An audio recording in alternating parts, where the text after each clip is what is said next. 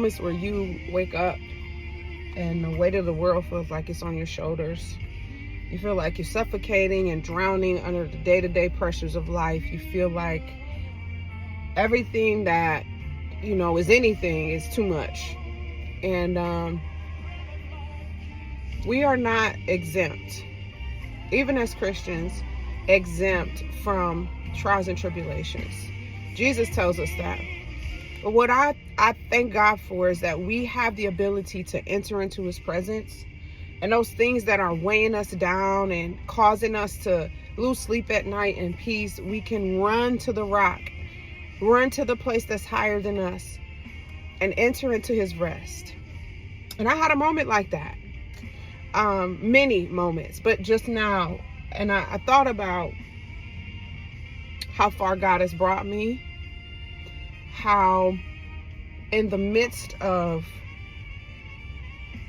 moving into a greater season in your life, there are also trials simultaneously, and how those two things can coexist. But yet, in those moments when times are hard, when trials come your way, when you're overwhelmed, when you're tired, when you're weary, God himself steps into your situation and reminds you of who he is. God alone.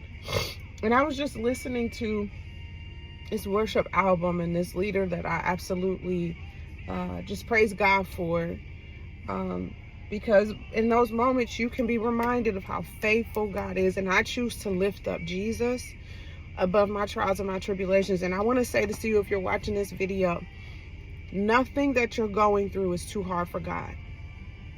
I don't care how bad it is. I don't care how dark it is, how hopeless it looks. The God of hope, the one who is the answer, is greater than that. I don't care. You can take your mind to the hardest thing you've ever experienced, and God is still greater than that.